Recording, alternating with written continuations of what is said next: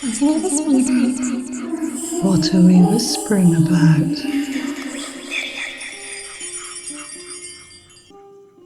The initial channeling was me on the ukulele and him on the guitar, and he was just following me. So he was just kind of playing chords that went along with what I was playing, and I was just like, and I was just like, I have no idea where it's coming from, right? Because I don't know how to play the ukulele. So I'm just like, it just comes out of nowhere, and then we're just like, we look at each other and like, did that just happen? Like, and because it was a jam, like, we don't know where it's going, we don't know where it starts, we don't know where it stops, and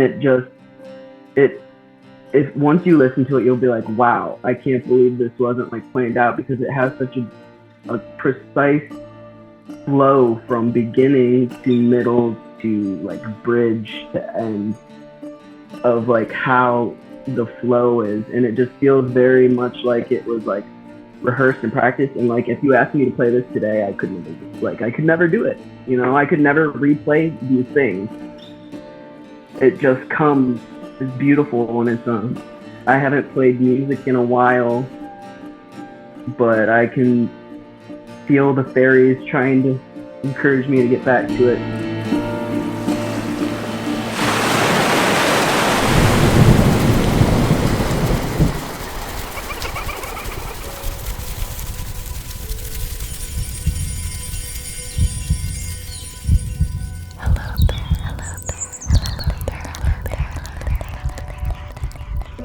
In the air, by the sea, from the land, and within you and me. Fairies are whispering. This is Claire Casely, and I am a fairy whisperer.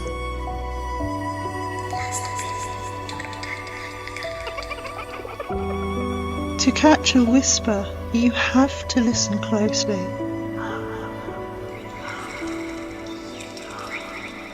Listen with me.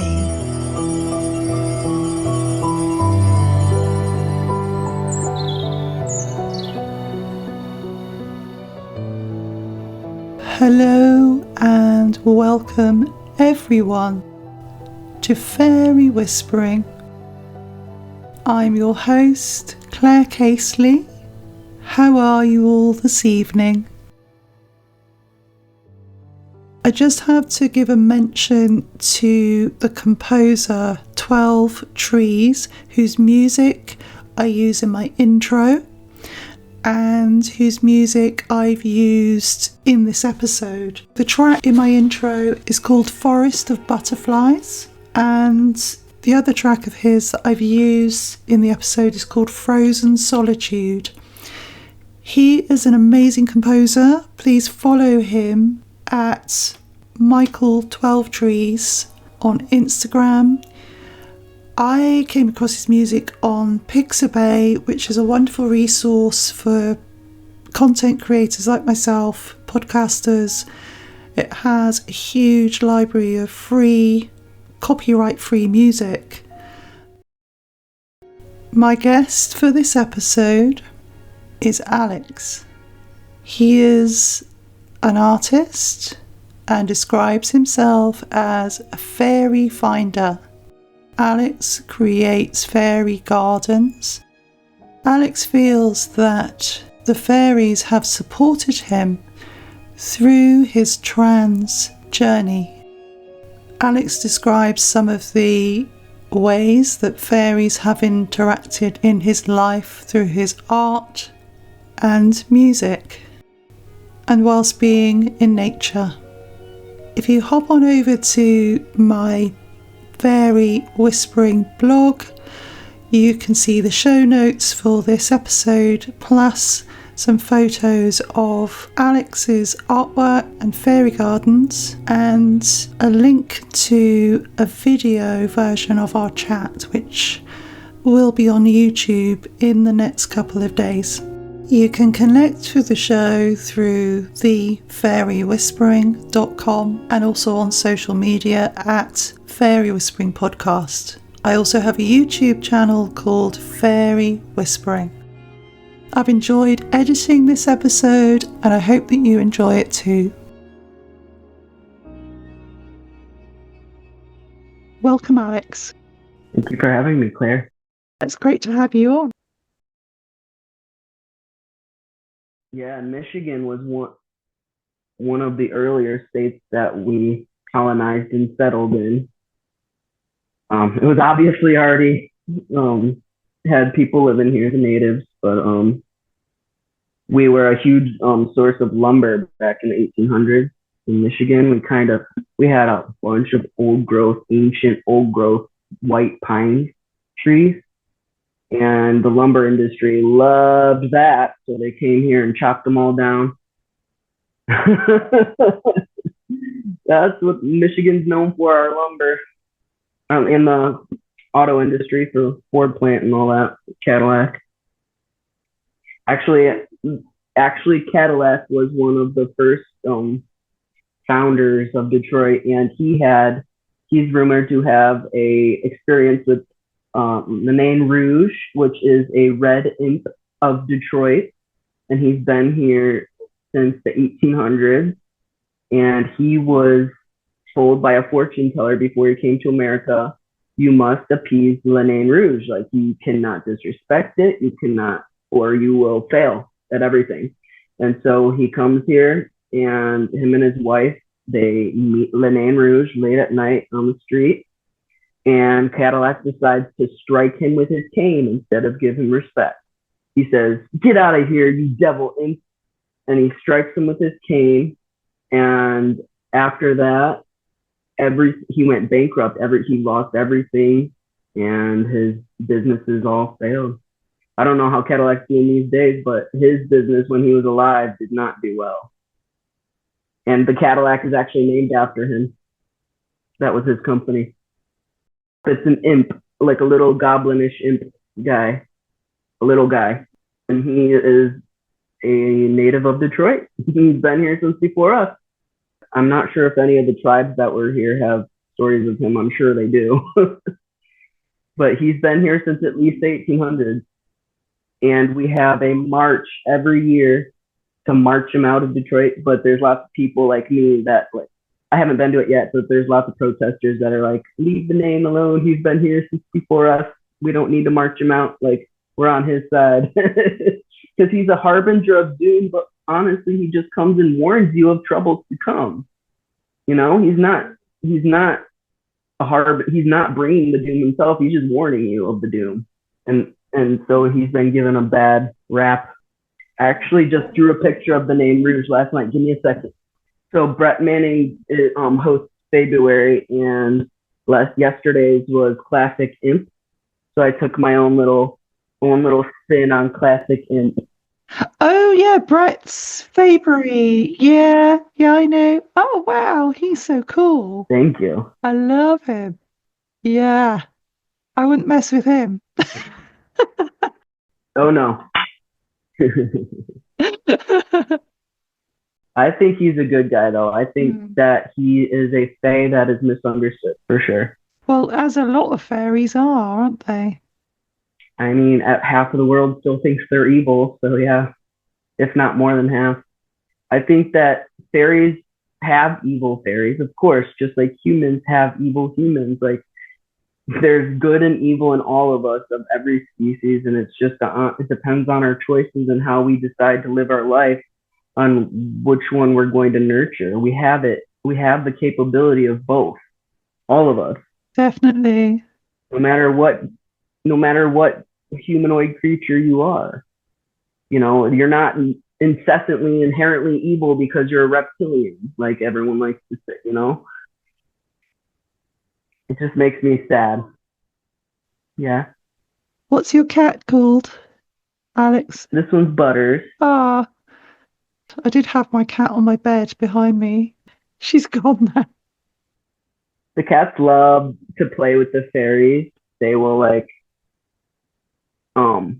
they'll they'll show up as orbs in the house and like play kind of like a light laser tag with them. Do you see the orbs? Yeah, no, like I've caught them. I've caught them doing it on cameras when I used to have cameras in the house. Oh, wow. That's amazing. I'd like to start with your journey because fairies come very much into your journey.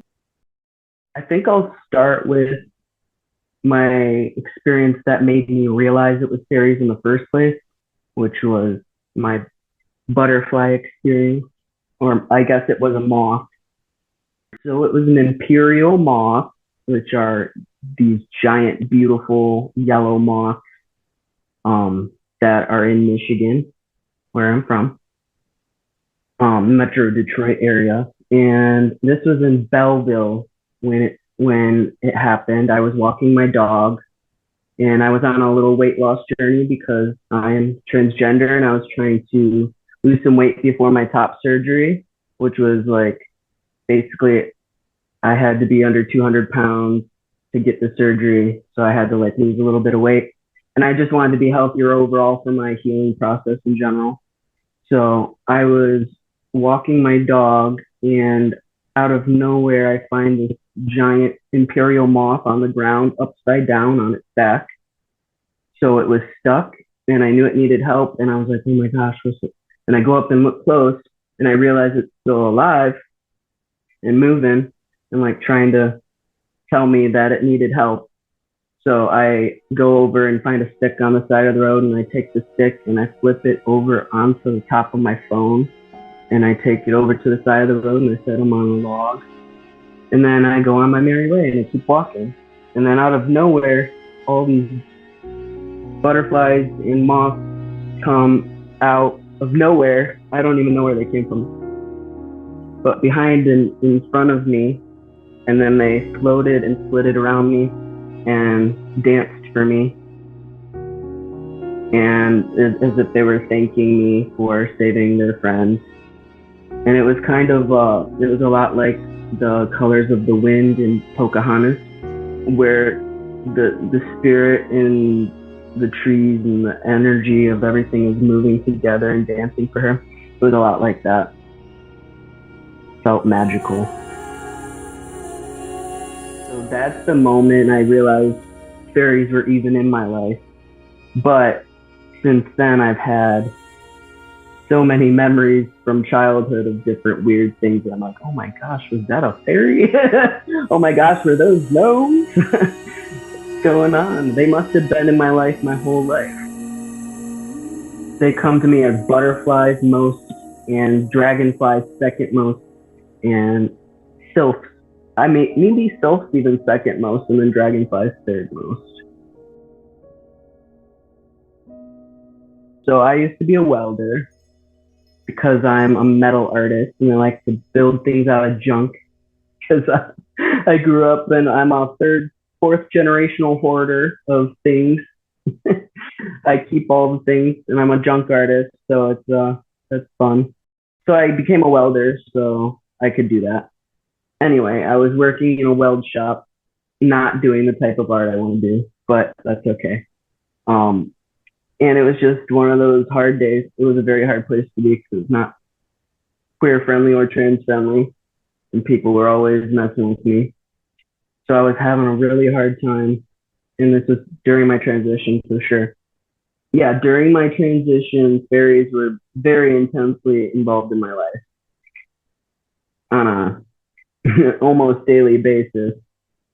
And I think they showed up to me as butterflies because butterflies kind of symbolize transition and transformation and becoming one thing from something else, which is very similar to what trans people do. And this butterfly just comes out of nowhere and like lands on some metal parts on the shelf next to me as I'm walking to the bathroom. And I've never once ever in the 10 years I was there seen a butterfly in that shop. Never once. I've seen birds that have gotten spiders, centipedes, stuff like that, but never once a butterfly, because that would absolutely destroy a butterfly's wings to come into a weld shop. You know, heat, sparks, light, like all that stuff would really mess them up. So that butterfly came in there for me, you know. It just came out of nowhere and sat, and I knew it was a sign from the fairies. And did it stay with you for a while? Well, I went to the bathroom and then it was gone when I came back, so I'm not sure. That's beautiful, isn't it? Yeah. So it was a time when you were struggling. Very much. It knew I needed a sign. Yeah. So did anything change after that for you? Did you leave that job? Yes, I'm not sure how much I want to say, and I'm not going to say the name of the place because I don't want to have any legal action taken against me. But I opened up a lot of investigations against some people that were doing some very bad things there, and then I quit. Great, good for you. Yeah. After I gave them all I could give them. It wasn't a safe space for me there anymore. Especially, it was like at the beginning of my transition, like I couldn't hide it anymore. You know, my voice was getting deeper. I was growing a mustache. Like you can't hide that anymore. And I was asking if I could use the private bathrooms, and then it became this whole thing. It wasn't a safe space for me anymore. It never truly was, but it was a job for the time. It, you know, paid my bills. The moth experience was your first experience, was it? And then the butterfly in the weld shop happened after that? After that, yep. I started seeing butterflies and moths everywhere. They would fly in front of me on the expressway going 70 miles an hour. Like, I also think I have a theory that the expressway is another liminal space portal space type thing because I've seen a lot of weird things on the highways and roads. And they always say you meet the devil at the crossroads, right? You know, maybe that's what they mean. Like there's portals at crossroads, there's portals on roads. I think so. And well, some roads follow very old energy lines as well. That too.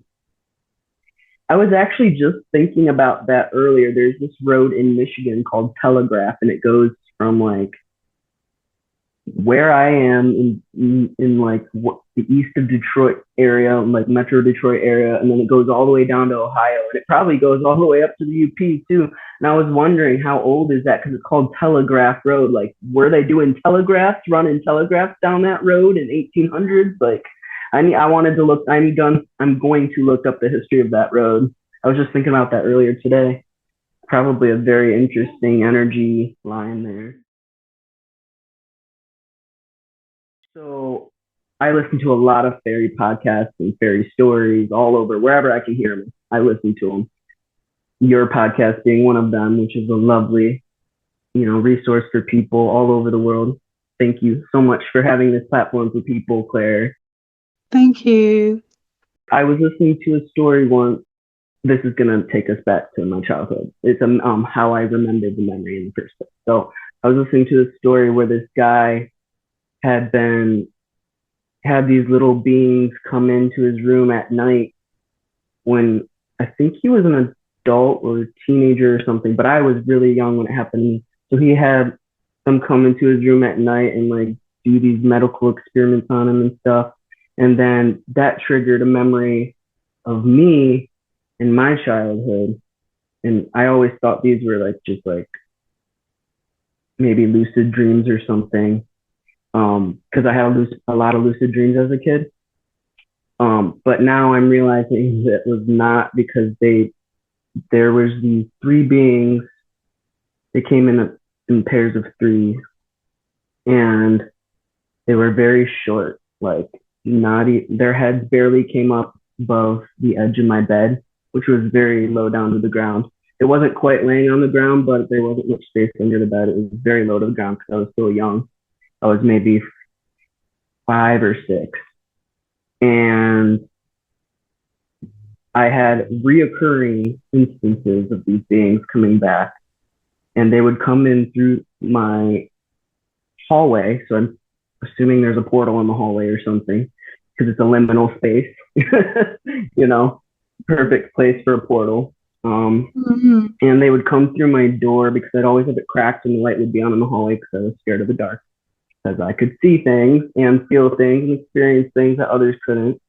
And my parents just thought I was scared of the dark and had nightmares and all that. But I was actually experiencing these beings, and they would come back and they would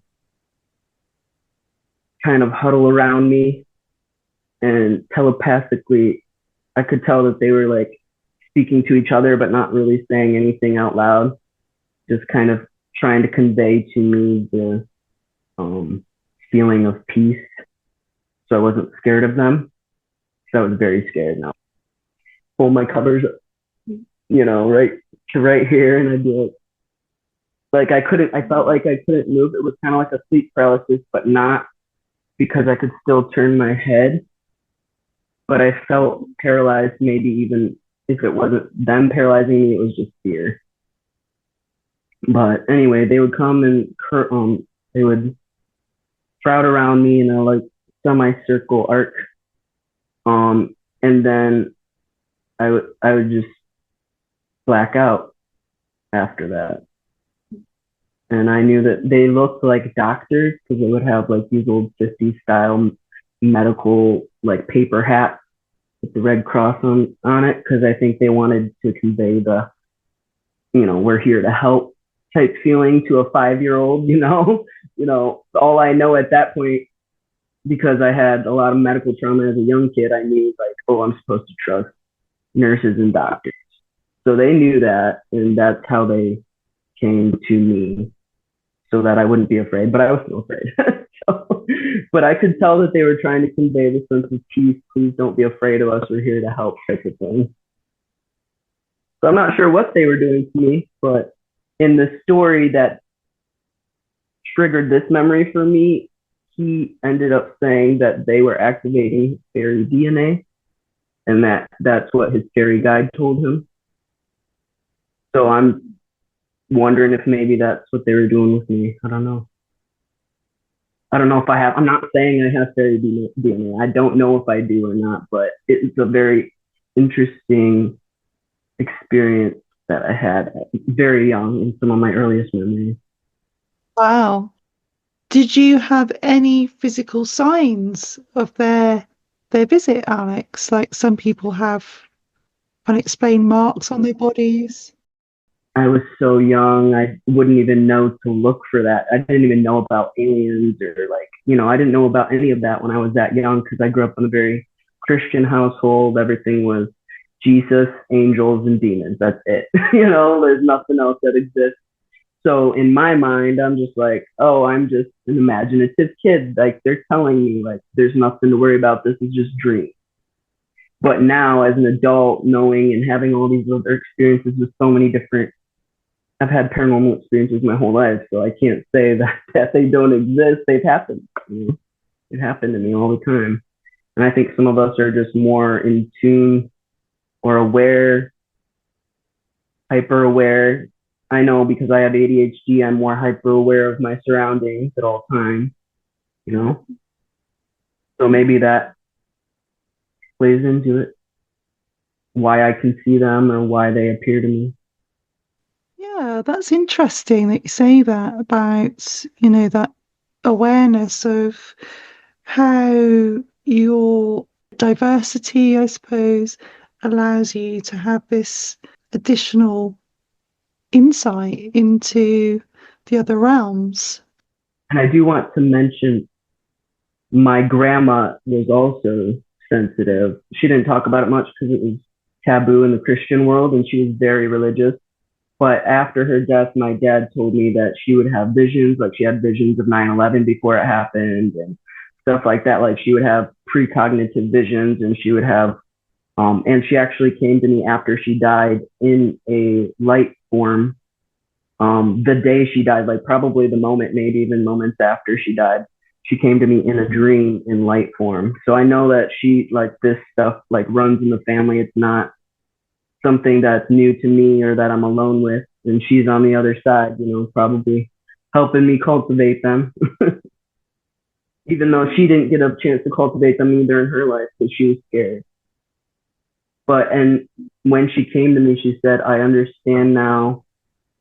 And I think that was just an overall, I understand everything now. And I understand that you're trans, and I understand that you're different, and I understand that you're special, like all those things. And I love you just the way you are. Because she didn't get a chance to tell me that in her life. And that was like even before, it was like in the beginning stages of me coming out as trans. Like it was very early. So like, she wanted to make sure that I knew that she loved me for who I was, even in the afterworld. Oh, that's so beautiful that you had that message from her. I want to come back to that experience actually you were just talking about, because you had a regression, didn't you? I did. With Paul Goddard. Oh, Goddard.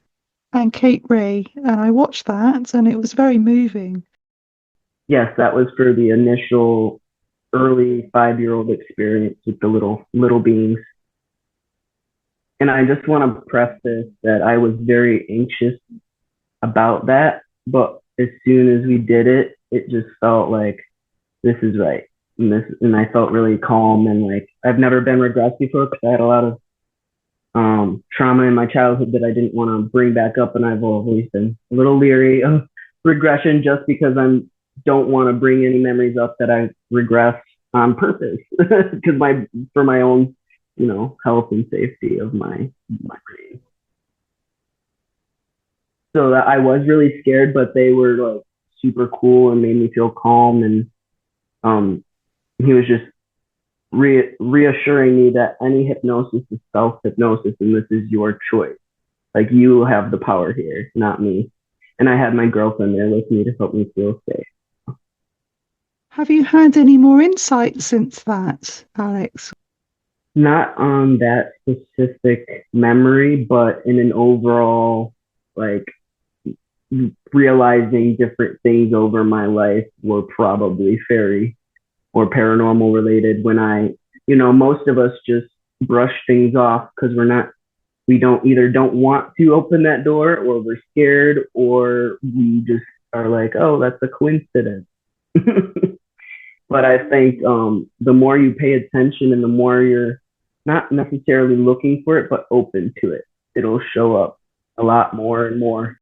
Yeah, definitely. And at this point, I'm seeing fairies, and I know it sounds crazy to people who aren't in the fairy world, but I'm seeing fairies on a weekly basis. They're like very heavily interacting in my life, my art, my connections, everything. It sounds like that is gathering momentum, maybe? Yes, very much. Ever since I realized that I had fairies in my life, I've been not using them, but utilizing their energy and adding to it with my own energy. And we're kind of co-creating this beautiful world around us in this shitty, world that we're in. And I'm in the US right now. We're in a lot of political warfare, not warfare, but political strife. There's a lot of anger, a lot of negativity, a lot of bad things going on. And the fairies want me to know that they're on my side, and they don't want me to give up. I have a lot of mental health issues, and I've been suicidal and had mental stuff in the past, but they want me to know that they're here with me and that they support me and that they want me to be on my art journey, even though it's hard to grind every day and work for yourself and be an artist. It's hard. It's very hard. And they want me to know that I have their support. So I think that's why they're showing themselves so much to me, so I don't give up, and I'm not like, oh, you're just crazy and mentally ill and you deserve to be in a psych ward, It's hard not to think that when you already know you have mental health issues. How does nature help you, Alex? Oh my gosh, nature is like the biggest part, one of the biggest parts of my life besides art and music is nature. Like I said, I grew up with like a lot of trauma in my childhood and stuff, so I spent a lot of time in nature to recoup. And there was this pine tree, a blue spruce pine tree, gorgeous. I still have a connection with this pine tree. It's in my parents' backyard. And I don't know why, but I just felt super close to that tree. Well, I know now. I know not why now because obviously it had like the god Pan and fairies connected to that tree, and they were there to support me in the times where I felt like I had no one and nothing. And I was very young and confused about God and what I learned about God in the church, the Christian church. Um, was a lot. It made me fear anything other than God. So I wasn't really. I didn't know I was having those experiences young, but now looking back, I'm like, wow, that connection to that tree was more than just a connection to that tree. I would sit at the top of it. It was sawed off at the top. Someone lopped off the top for some reason. Um, so it was sawed off, and it had this like big area where I could sit on the stump. And I was like 7 years old. My mom would be like begging me and crying for me to come down, but I'd be at the top of the tree and she couldn't get me down. I'd stay up there for hours. It made me feel safe. No one could hurt me up there. I'm not saying about anything about who was abusing me or anything or what was going on, but it was a hard time and I felt alone. And that tree was there for me. And whoever was in that tree. Mm. Do you have other trees that you connect with now? I do. I do. The big cottonwood tree in my backyard, that my gnomes live in. You're actually the one that spotted the gnome in the first place that lived in the tree. You're like, hey, that's the gnome there. And I'm like, wait, what? Yeah, he was just peering out, wasn't he, from the roots? He was. He has a little sly smile too. I could tell he has a little sense of humor. He's like, hey. Yeah, I love it. But he's one of my favorites. That little guy. I haven't named him or anything. He hasn't told me his name. But the cottonwood tree in my backyard, this is the house that I own now, is my grandparents' house. So I've been in this house my whole life. And I guarantee that those gnomes have been interacting with me my whole life. And maybe even they're the gnomes that came to me in my parents' house. They might be the same ones. It might be, yeah. They might be. Especially since I've been in and around this house my whole life.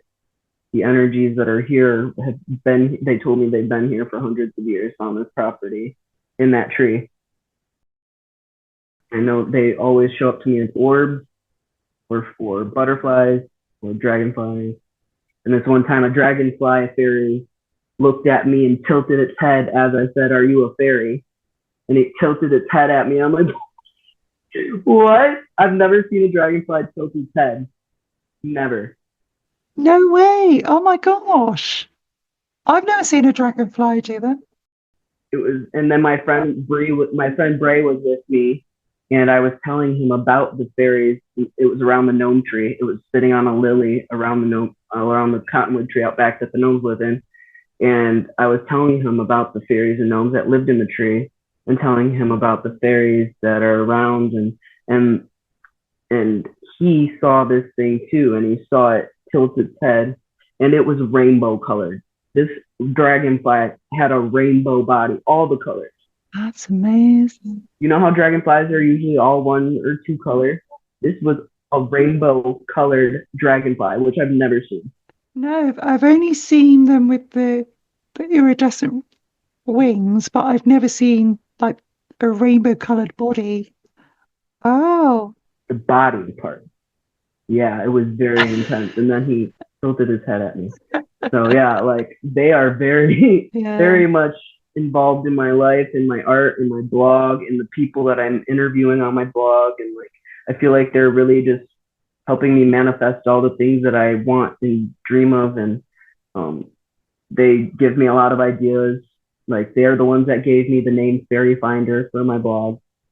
So I want to create it into an app one day. I want to make it into an app where I can, where people can find local fairy gardens, and it's kind of like Pokemon Go, but for fairies.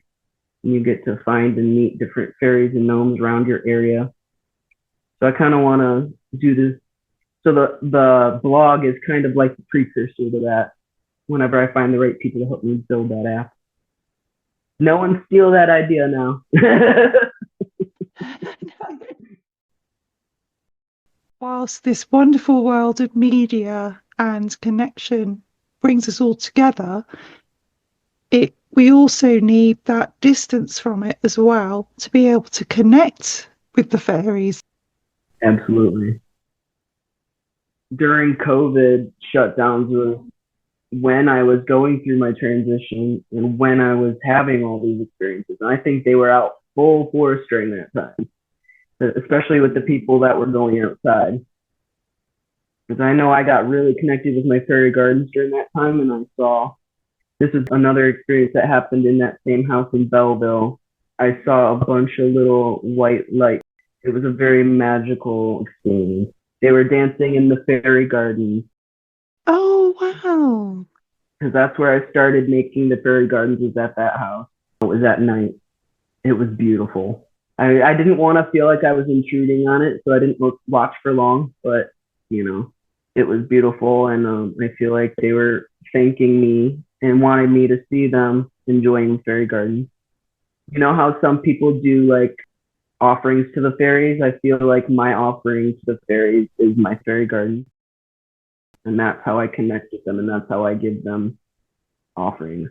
Because I put little stones and coins and like little trinkets and stuff.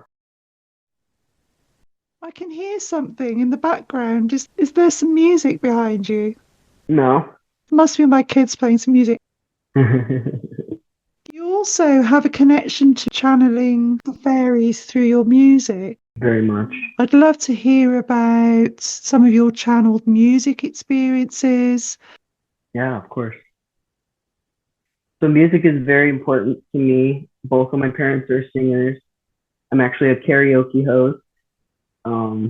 Do that every weekend. I'm doing karaoke. That's fun. And I get to meet a lot of cool people. Actually, last week, one of my karaoke fam regulars came out and gave me a miniature unicorn, because I always have a bunch of miniatures on display when I'm doing karaoke, and bring different ones each time. So it's a little fun, like magical landscape for them. And someone brought me a unicorn this week, so it was fun. Oh, that's really nice. Yeah, so other than that, I kind of dabble in a lot of different instruments. I'm always more of a play by ear type of guy. I get overwhelmed with like lessons. I did take drum lessons as a kid, like drum set. And I played the flute, like the God Pan. Like he's actually trying to, God Pan has been telling me I need to get back into my flute playing. He's been bugging me about that. But I played the flute for many years in middle school and high school, and I was also in choir. So music has always been a huge part of me and my connection to the creative energy source. And I think that the fairies have always been with me and kind of inspiring me with magical like ideas and like things that I feel like, where did that come from? It feels very urgent and like I need to get it done right now. And not all my art comes to me like that, but the ones that do feel very stay connected. I've got 2 stories for you of channeling. I can't think of any others that I can say for sure are channeling, but these 2 I can say for sure. So I'll start with the first one. I was at a friend's party, and this was shortly after high school, so maybe I was like 18, 19. And there was a piano there, and I always like to play around on the piano, just, mess around, make little tunes, make little ditties, and just play around. And I've never had any like formal training on the piano, on either of the instruments that I'm going to mention tonight that I was playing. So that's very pertinent because it sounded amazing, right? Like I have no idea where it came from or who was playing through me, but I just sit down at this piano and I'm just like playing like a master, right? And I have no idea where this comes from because I have no formal training. And then this person runs up to me from the other room, and they're just like, "Do you know what you're playing?"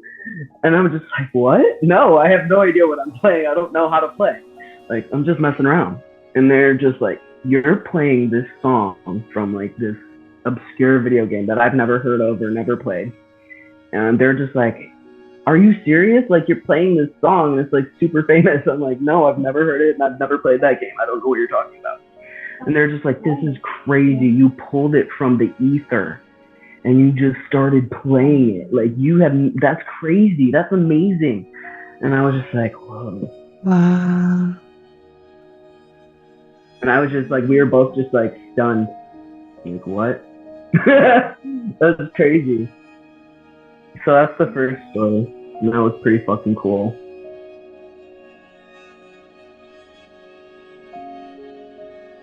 And then a couple of years later, I'm at a friend's house, a friend that I used to jam with a lot.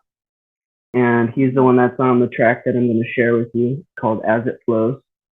And he is on the regular acoustic guitar, and he's just following me. And I'm on the ukulele. And I, again, have no formal training in ukulele. I just play by ear and by what little like YouTube tutorials I've watched or whatever, what few tutorials I've watched.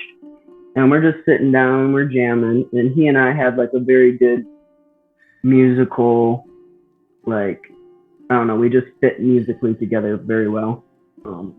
And anytime we would jam, we would just record the whole jam session because you never knew when the magic was going to happen. And he was that type of guy that knew that. So we would just record the whole session. And then after we record the session, he would go back in and add like the strings and like the orchestra type sounds. But the initial channeling was me on the ukulele and him on the guitar, and he was just following me.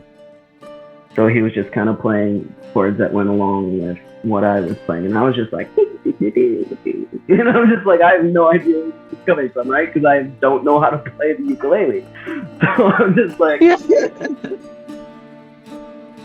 it just comes out of nowhere. And then we're just like, we look at each other and like, did that just happen? Like, and because it was a jam, like, we don't know where it's going, we don't know where it starts, we don't know where it stops. And it just, once you listen to it, you'll be like, wow, I can't believe this wasn't like planned out, because it has such a precise flow from beginning to middle to like bridge to end of like how the flow is. And it just feels very much like it was like rehearsed and practiced. And like, if you asked me to play this today, I could never do it. You know, I could never replay these things. It just comes, it's beautiful on its own. I haven't played music in a while, but I can feel the fairies trying to encourage me to get back to it, especially the god Pan. He really wants me to get back to the flute playing. So I've been looking for a pan flute. I'm just thinking about your state of mind when you were playing that music and how you felt afterwards. It's hard to say because I had been smoking cannabis at the time, so I felt high. I feel like it always flows through me when I'm on cannabis for some reason. I don't know, it's easier for them to connect with me when I'm on that level, maybe. I'm less cluttered and less, like, my brain can slow down more, maybe. Because I'm ADHD and my brain's always like, ah! But when I smoke weed, I feel like I can like chill and relax and think and like have complete thoughts, not like a bunch of scattered incomplete thoughts. Yeah. So is it like feeling centered? Definitely. It's like a state of flow that I tap into. That flow state is a really powerful place to be, isn't it? I know Bruce Lee talks about the flow state with his work and all the energy work that all these Asian Kung Fu guys do. And the work with Qi. Yeah. Huge stuff. And then there's the CDs, which are these ancient practices. I think it's Buddhist monks used to be able to get into the these states of complete transcendental state, didn't they? Where they could do amazing things, like some of them could walk through walls. Wow. Levitate. There's these monks that can raise their body temperature and sit in the middle of a snowy mountain, and there's like a circle of melted ground around them because they have raised their temperature and their energy so much that they are able to sit out there in their robes and have a a melted circle around them. It's crazy, but not crazy, but like awesome. Yeah. When I say crazy, I mean crazy awesome. I'd love to play that music in this episode when I release it. It'd be great. Yeah, for sure. I'd love that. I want the world to hear, because I have a feeling it's a gnome anthem. Ah. I don't know why I have that feeling. I think the gnomes have been like, we gave this song to you so that you could show it to the world. Because it's been sitting, like, not being heard by many people for almost a decade, more than a decade now. And it's time. Definitely it is. I mean, we all need some enchantment and upliftment, don't we? Absolutely. Yeah, the 42 seems to go along with the fairies too. At least for me, they want me to see the number 42 for some reason. It's been constantly bombarding me for like 5 or 6 years now, the number.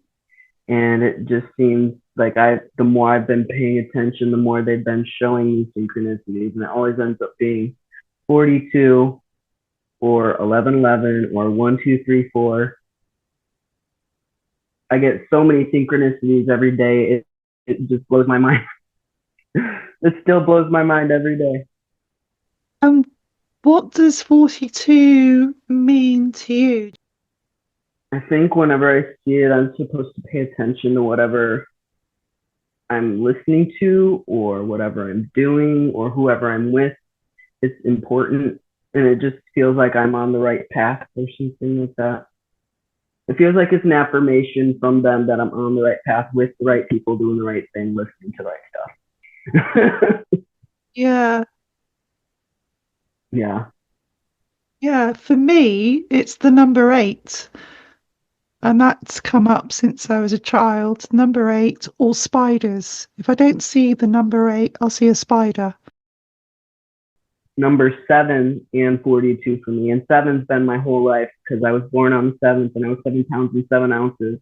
7 was always my favorite number. And also 7 and 42 are divisible by each other. 42 is divisible by 7. So yeah, it's incredible how these numbers kind of follow us, isn't it, through our lives? Very interesting. Numbers have a lot more to do with our reality than people really. I mean, Nikola Tesla knew that. Lots of ancients know that. I have a connection with gardens and castles. So. Oh, castles. Yeah. Ever since I was young, I've had a very deep connection to medieval times. I'm assuming I have one or several medieval lifetimes that I lived, I'm sure. Oh, that's interesting. Yeah, because I've always been obsessed with dragons and unicorns and like castles and medieval times, anything medieval. That was my whole life growing up in my imagination. And one of my favorite projects that we did in 5th grade, we all made castles, like little castle dioramas. Yeah. And my theme was weaponry. So I had this whole like weaponry room, armory room that I had all these medieval weapons and armor up on the wall and stuff, and it was a lot of fun. And then I had a battle going on around the castle of other people trying to break in. That's where I got my love of miniatures and dioramas. I've been seeing a lot of sphinxes with the one leg. What are those called? They are a type of creature. They are. The one leg that comes out the bottom. I've been seeing a lot of them, and I actually just came across a bunch of them yesterday. Oh, really? On some flower pots, on some vintage flower pots behind a funeral home. Oh, that's strange. Yeah. That's very interesting. In this part of the world, there's a one-legged fairy creature like that called the Hinky Punk. What? I haven't heard of that one. In sort of Renaissance and medieval art, these sounds like the sort of thing you're describing. Those beings appear on decorative things, don't they? Very much. Speaking of medieval art, it's probably my favorite type of art because it has all the creatures and beings before they went behind the veil. Yes, yeah, it's very strange. Like Hieronymus Bosch, Hmm. his art with the strange beings. Actually, one of my favorite things to do is go to the DIA, the Detroit Institute of Art, and it's this huge, amazing, vintage, like architecturally gorgeous building, but it has some of the most ancient art and artifacts. Oh, does it? Oh, wow. I My favorite thing to do is find all the mythical creatures there. Oh, you're so lucky to have that, yeah, on your doorstep. That's amazing. Yeah, it's amazing. Wow. Oh yeah, I go there all the time with my girlfriend. It's amazing, fun. I'm actually gonna make a map, an interactive, maybe not interactive, but a map that has like an overlay of all the different mythical creatures and what level it's on because there's 3 levels in this museum. And then I'm gonna make it like a scavenger hunt for people to go find them. That sounds amazing, Alex. Yeah, definitely. Yeah, yeah, it's gonna be fun. So this last summer or fall maybe, I had the idea to make, and I want to start selling these on my website as well. I'm going to make on the go fairy garden toolboxes.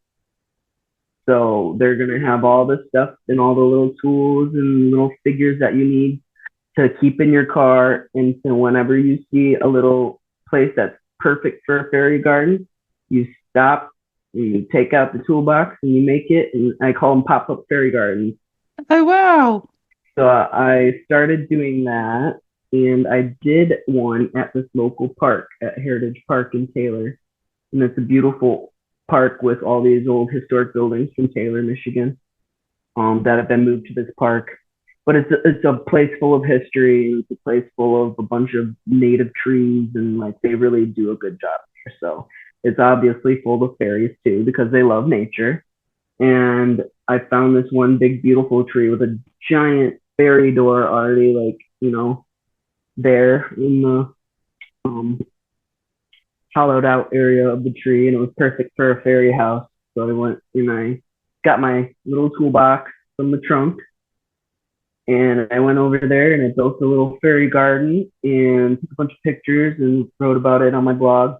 And as I took pictures, you can see little, I took screenshots from the video I took. You can see little lights flitting around inside the darkness of the tree. So like you can tell that there was fairies already living in that tree. And then afterwards, I'm sitting against the tree on the other side of the tree, and I'm just sitting there enjoying the scenery and drinking some water. And then out of nowhere, a stealth fairy comes floating by, and it kisses my knee, pushes off my knee, floats over to the left and lands on the grass next to me and disappears. And that was a fairy telling me thank you for building them a little fairy garden. Oh, that's lovely. What did the sylph look like to you? So sylphs always appear to me as they look like dandelion seeds, and they come in all shapes. Well, not all shapes, but all sizes. They all come in a cylindrical shape, but they look like dandelion seeds. And I see them all year round, even in the winter. So that's how I know they're fairies, and not just like any old dandelion seeds, because there ain't no dandelions right now in the dead of winter in Michigan. And I just saw one last week, and it was huge. This thing was like this big, and it was a big fluff ball, and it just floats from left to right in front of me while I'm sitting at a stoplight, and it lands on the ground in the middle of on the road, which is obviously a liminal space. It was a crossroads. So very interesting. That's amazing. When I first moved into this house, within the first couple of days, it was in May, and this whole cloud of dandelion seeds flew into the garden. It was beautiful. It was it was all lit up by the sunshine, and I just knew that was a welcome from the fairies. That's amazing. Yeah. Another one that sticks out to me is when I had a sylph and a butterfly flying together on a street. As I drive around, I'm a delivery driver. That's like my main thing. I do personal shopping for people for like DoorDash, Instacart, and Uber Eats. And so I'm out and about a lot, and I get to meet all sorts of beings. It's really cool. And I come across a lot of houses with garden gnomes that I get to enjoy. And a lot of those houses all have experiences at. So I know that there's fairies around protecting these people too, that they're all over Metro Detroit, you know, like they're not just out in nature, they're everywhere. They show you they are with people who they feel like will appreciate or, benefit from them being around. And it doesn't matter where you're at. That's a huge misconception in the fairy community, that they're only in nature. You can only connect to them in nature. That's not true. It's just not. Not in my experience anyway. No, because they can follow you home as well. I mean, I've experienced that where they've come from places that I visited. And they follow you back because they're like, oh, she seems like a cool energy to be around. Let's hang out with Claire. She'll talk to us. We'll be heard. As you say, to hear a fairy whisper, you must listen closely. Oh yeah, they could be tricksy though.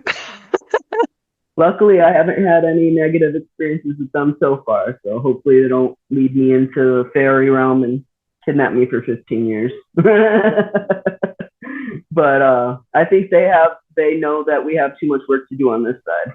I think a lot of the things that I've experienced are attention seeking. So it's a way of saying we're still here. Like I've heard knocking, I've heard taps on my letterbox, doorbell ringing and no one's there. I used to have a foster son that was really abusive to our animals. And so we had cameras around the house to try and make sure, keep them in line.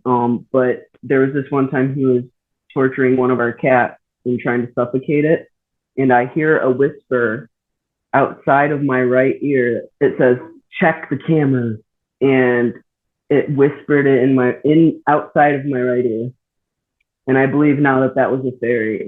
And at that exact moment, he was strangling our cat, and I was able to, yell and startle him out of, like he heard someone yell downstairs. So, they must have seen me on the camera. I better stop. So, yeah, that was a very intense night. But yeah, I heard a voice audibly. And I know now that was fairies because we had a lot of orb experiences in that house. I love the red glasses and top. Your glasses and your top all match your background with the red. It all looks very cohesive. Red is a very powerful color. It's always been my favorite color ever since I was very, very young. Oh, is it? And it's interesting that you decided to wear all red today. Very interesting. Yeah. Red and the roses. Roses I feel very aligned with, and rose fairies.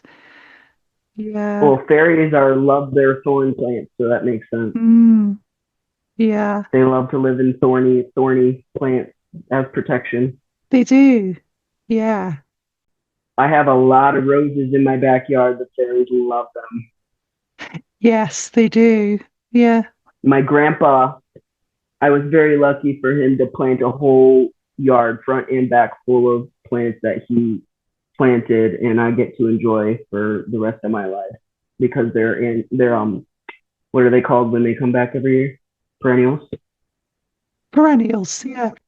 So they come back every year, and I'm very lucky to have all these plants that my grandpa and these fairies and gnomes nurtured together, and and I get to enjoy them and continue nurturing them and add to it. Oh, it's fantastic. It's a wonderful legacy. It is. Yeah, what a gift. That's such a gift. Yeah, and the house and everything, like just the energy of this whole place. I always felt at home here. I always felt safe. And after so many years of not feeling safe where I lived, I really needed it. At the start of the episode, I drew an oracle card for Alex, and then he drew one for me.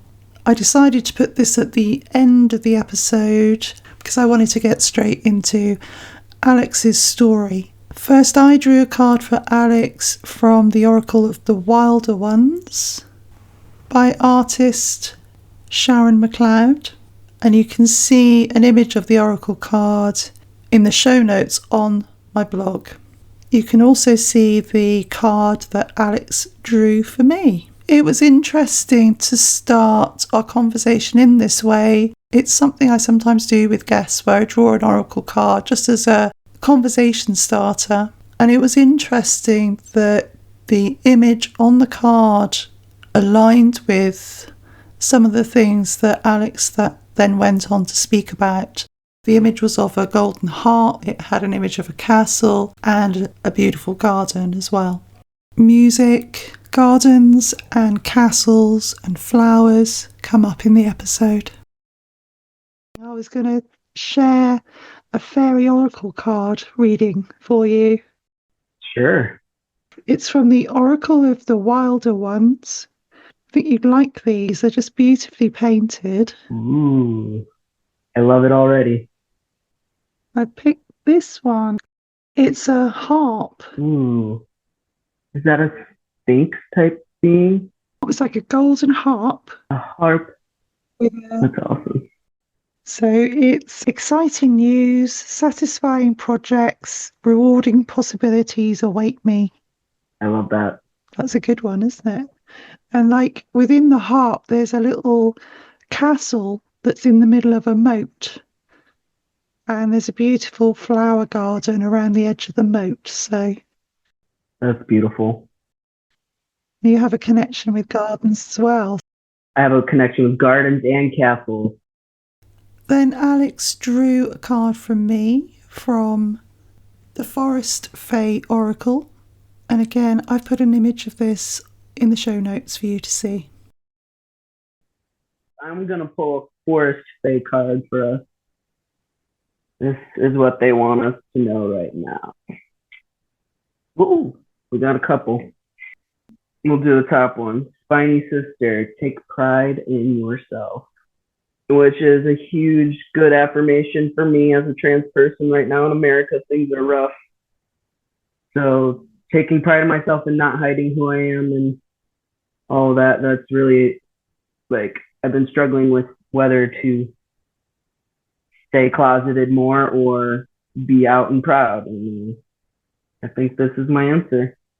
That's all we can do, isn't it? Be true to ourselves, whatever we believe. It took me a long time to say to people that I believed in fairies or that I'd had fairy experiences. Me too. I even had a hard time telling a friend yesterday that I was going to be having an interview on a fairy podcast. I was like, yeah. My paranormal experiences with fairies. Please don't judge me. Yeah, it's so lovely to have you on though, Alex. I wanted to talk with you for such a long time. You've been such a lovely friend and ally in the community and ally to the queer community, and you're just a really wonderful person. It's lovely to talk to you live, not through, Messenger. Oh. But I know you're a busy lady and you can't talk to everyone that wants to talk to you all the time. I know. I've got so many friends in America, and I do wish sometimes we were a lot closer so I could just sort of drive over and see everyone. We just gotta, you gotta learn our teleportation skills. You gotta, Yeah, I know. I need to learn. The fairies gotta give us some insider insider knowledge here. It's been wonderful speaking with you. You as well, Claire. Thank you so much for having me. If people want to connect with you, Alex, where can they hang out with you or see what you do? FairyFindr.net. I'm on all the socials too, but you can find them on my website. Brilliant. I'll put all those in the notes for this episode anyway. It's been fabulous, and I hope you'll come on again sometime. Absolutely, I would love to. Fantastic. Thank you so much for your time. Thank you, Claire. We'll talk soon. Much love. Talk soon. Yeah, lots of love. Love from Detroit. Bye. This show is entirely created and edited by me on my own. I don't have a team working for me. I produce it in my bedroom on my laptop. Sometimes in my pyjamas with my cat behind me on the bed. Appreciate your support and for listening. If you have a paranormal or fairy story that you'd like to share with me, email the show clairefairywhisperer@gmail.com or claire@thefairywhispering.com. Thank you. See you next time. Bye for now.